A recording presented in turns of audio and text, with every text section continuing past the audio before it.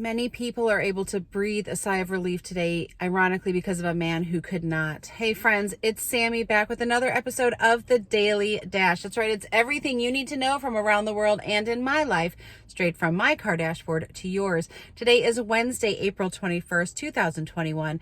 Let me tell you what you need to know so you're in the know wherever you are and whatever you are doing.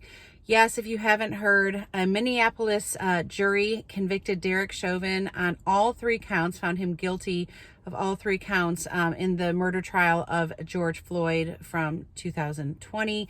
More on that in a minute. Apple is supposedly releasing some big updates for iPhones and iPads next week. Taco Bell is said to start recycling their sauce packets. I don't know exactly what that means. And it's Administrative Professionals Day. If you missed any of that, you can find it in the notes below. You can find me at the Sammy Cone on Twitter and Instagram, sammycone.com, and on YouTube. Well, let's all take a deep breath. Justice was served, although justice is not a word everyone is using, but there has been accountability for the wrongful actions of Derek Chauvin. Now, regardless of what side of the argument you find yourself on, I think we just need to stop and acknowledge that a lot of people, especially people of color, are able to actually see accountability happen right now.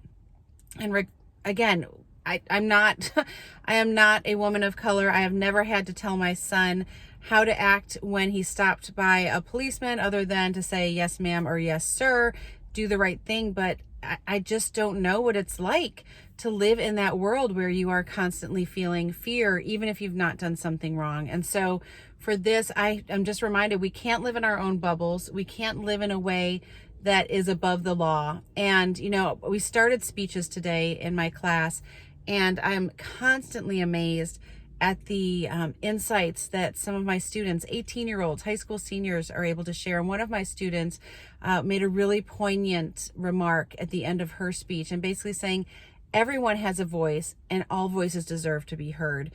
Continuing on to say that we can't control what happens to us, but we can control how we respond.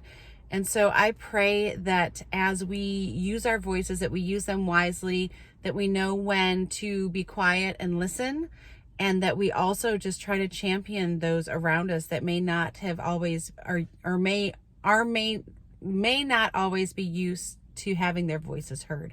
So just do what you can with what you have, listen when appropriate, and speak up, especially when people have been spoken over.